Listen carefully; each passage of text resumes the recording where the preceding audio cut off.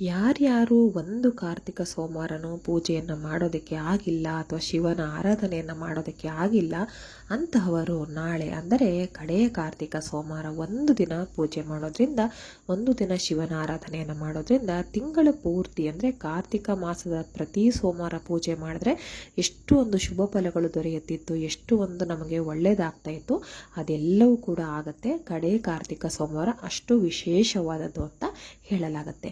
ಹಾಗಾದರೆ ಕಡೆ ಕಾರ್ತಿಕ ಸೋಮವಾರದ ಆಚರಣೆ ಹೇಗಿರುತ್ತೆ, ಹೇಗೆ ಮಾಡಬೇಕು, ಯಾರೆಲ್ಲ ಮಾಡಬೇಕು ಅನ್ನೋದನ್ನು ಈ ವಿಡಿಯೋದಲ್ಲಿ ತಿಳಿಸ್ತಾ ಹೋಗ್ತೀನಿ. ಎಲ್ಲೂ ಸ್ಕಿಪ್ ಮಾಡದೆ ವಿಡಿಯೋನ ಕೊನೆ ತನಕ ಪೂರ್ತಿಯಾಗಿ ನೋಡ್ತಾ ಹೋಗಿ.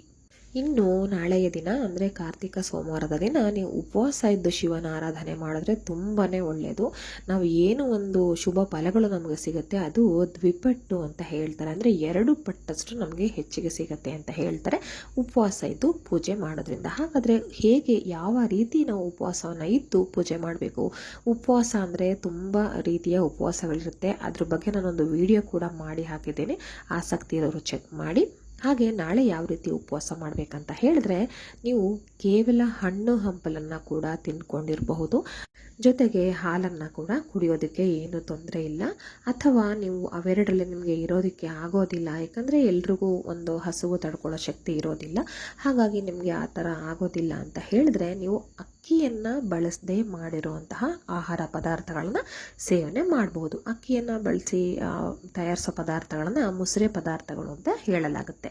ಅಂದರೆ ಅಕ್ಕಿ ಬಳಸದೇ ಇರೋ ಪದಾರ್ಥಗಳು ಅಂತ ಹೇಳಿದ್ರೆ ಗೋಧಿ ಹಿಟ್ಟಿಂದ ಮಾಡಿರುವಂಥ ಚಪಾತಿ ಆಗಿರ್ಬೋದು, ಅಥವಾ ಗೋಧಿ ಹಿಟ್ಟಿಂದ ಮಾಡಿರುವಂತಹ ದೋಸೆ ಆಗಿರ್ಬೋದು, ಅಥವಾ ಉಪ್ಪಿಟ್ಟು, ಅವಲಕ್ಕಿ, ಹೀಗೆ ಈ ರೀತಿಯ ಪದಾರ್ಥಗಳನ್ನು ನೀವು ಸೇವನೆ ಮಾಡೋದಕ್ಕೆ ತೊಂದರೆ ಇಲ್ಲ.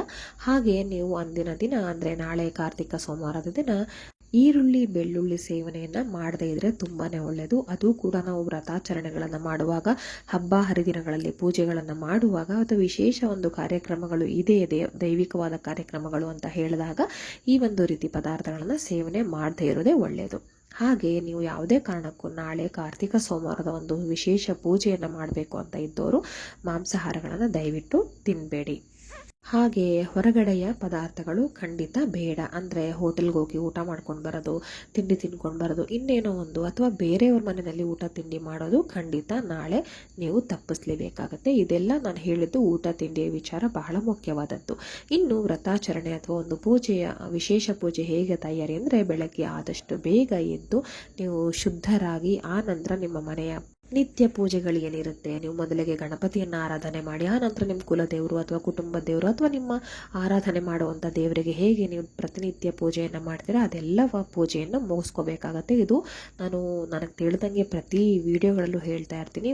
ನೀವು ಯಾವುದೇ ಒಂದು ವಿಶೇಷ ಪೂಜೆ, ಹೋಮ, ಹವನ ಏನೇ ಮಾಡಬೇಕಾದ್ರೂ ಕೂಡ ನಿಮ್ಮ ಮನೆಯ ಪ್ರತಿನಿತ್ಯದ ದಿನನಿತ್ಯದ ಪೂಜೆ ಪುನಸ್ಕಾರಗಳನ್ನು ಮುಗಿಸಿ ಅದನ್ನು ಶುರು ಮಾಡಬೇಕಂತ. ಆಗಲೇ ನಮ್ಮ ಕುಲದೇವರು ನಮಗೆ ಆಶೀರ್ವಾದವನ್ನು ಕೊಡ್ತಾರೆ ಅಂತ ಹೇಳಲಾಗುತ್ತೆ.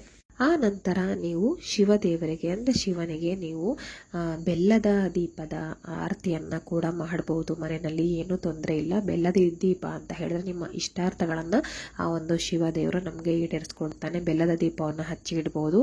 ಬೆಲ್ಲ ದೀಪ ಹಚ್ಚುವಾಗ ತುಪ್ಪವನ್ನೇ ಹಾಕಿ ಹಚ್ಚಬೇಕಾಗತ್ತೆ, ಎಣ್ಣೆ ಯಾವುದೇ ಕಾರಣಕ್ಕೂ ಬಳಸಬಾರ್ದು. ಹಾಗೆ ಬೆಲ್ಲದ ದೀಪನ ಆರತಿಯನ್ನು ಮಾಡ್ಬೋದು. ಹಾಗೆ ಶಿವನಿಗೆ ಇಷ್ಟವಾಗುವಂತಹ ಎಕ್ಕದ ಹೂವನ್ನು ತಂದು ಪೂಜೆಯನ್ನು ಮಾಡ್ಬೋದು. ಹಾಗೆ ಬಿಲ್ವಪತ್ರೆಯನ್ನು ಹಾಕಿ ಪೂಜೆ ಮಾಡಿದ್ರಂತೂ ಅದೆಷ್ಟು ವಿಶೇಷತೆ ಇದೆ ಅಂತ ನಿಮಗೆ ನಾನು ಹೇಳೋ ಅವಶ್ಯಕತೆಯೇ ಇಲ್ಲ. ಅಷ್ಟೊಂದು ಒಂದು ಶ್ರೇಷ್ಠವಾದದ್ದು, ಶಿವನಿಗೆ ಬಹಳ ಪ್ರೀತಿ ಪಾತ್ರವಾದದ್ದು ಅಂತ ಹೇಳ್ಬೋದು.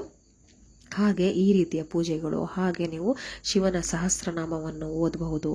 ಹಾಗೆ ನೀವು ಯಾವ್ದಾದ್ರು ಒಂದು ವಿಶೇಷ ಒಂದು ದಿನಗಳಲ್ಲಿ ಹೇಗೆ ನೀವು ದೇವರಿಗೆ ಪಂಚಾಮೃತ ಅಭಿಷೇಕವನ್ನು ಮಾಡ್ತೀರಾ ಅದೇ ರೀತಿ ನಾಳೆ ಅಂದರೆ ಕಾರ್ತಿಕ ಸೋಮವಾರ ಶಿವನಿಗೆ ನೀವು ಅಭಿಷೇಕವನ್ನು ಕೂಡ ಮಾಡ್ಬೋದು. ಇಷ್ಟು ನಾವು ಮನೆಯಲ್ಲಿ ಮಾಡಬೇಕಾಗಿರುವಂಥ ಕೆಲಸಗಳು. ಇನ್ನು ನೀವು ಮನೆಯಲ್ಲಿ ಅಷ್ಟು ಮಾಡೋದಕ್ಕಾಗಲ್ಲ, ನೀವು ದೇವಸ್ಥಾನಕ್ಕೆ ಹೋಗ್ತೀರಾ ಅಂತ ಹೇಳಿದ್ರೆ ದೇವಸ್ಥಾನದಲ್ಲಿ ಯಾವುದಾದ್ರು ಒಂದು ಸೇವೆಯನ್ನು ಮಾಡಿಸ್ಬೇಕಾಗುತ್ತೆ.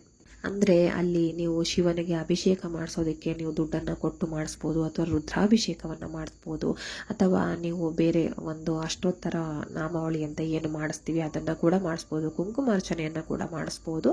ಹಾಗೆ ನೀವು ದೇವಸ್ಥಾನದಲ್ಲೂ ಸಹ ಹೋಗಿ ಬೆಲ್ಲದ ದೀಪವನ್ನು ಹಚ್ಚಿ ಬರ್ಬೋದು. ತುಂಬಾ ಶ್ರೇಷ್ಠವಾದದ್ದು ಅಂತ ನಾನು ಹೇಳ್ತೀನಿ.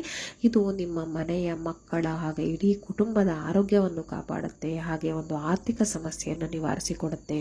ಹಾಗೆ ಯಾವುದೇ ಒಂದು ದುಷ್ಟಶಕ್ತಿಯ ಭಯಗಳು ನಿಮಗಿದ್ದಿದ್ದೇ ಆದರೆ ಅದು ಖಂಡಿತ ನಿವಾರಣೆ ಆಗುತ್ತೆ. ಯಾಕಂದರೆ ಶಿವ ಎಂದರೆ ಭಯವಿಲ್ಲ ಅಂತ ಹೇಳ್ತಾರೆ. ಅದಕ್ಕೆ ಶಿವನಲ್ಲಿ ಅಷ್ಟೊಂದು ಶಕ್ತಿ ಇರುತ್ತೆ. ಬಹಳ ಶಕ್ತಿಯುತವಾದ ಒಂದು ದೇವರು ಅಂತ ಹೇಳಿದ್ರೆ ಈಶ್ವರ ಅಥವಾ ಶಿವ ಅಂತಲೇ ಹೇಳಲಾಗುತ್ತೆ. ಹಾಗೆಯೇ ನಾವು ನಮಗೆ ಏನಾದರೂ ಕೆಟ್ಟ ಸ್ವಪ್ನಗಳು ಬಿದ್ದು ಎಚ್ಚರಾಗಿ ಮಧ್ಯರಾತ್ರಿ ಭಯ ಪಡ್ತಾ ಇದ್ದರೆ ಆವಾಗಲೂ ಕೂಡ ನಮ್ಮ ಹಿರಿಯರು ಹೇಳ್ತಾರೆ, ಶಿವನನ್ನು ನೆನೆ, ಶಿವ ಅಂತ ಹೇಳು ಅಂತ ಹೇಳ್ತಾರೆ. ಹಾಗೆ ನಮ್ಮಲ್ಲೂ ಕೂಡ ಒಂದು ಪದ್ಧತಿ ಬಂದಿದೆ. ಹಾಗಾಗಿ ಈ ಒಂದು ಸಮಸ್ಯೆ ಕೂಡ ಬಗೆಹರಿಯುತ್ತೆ.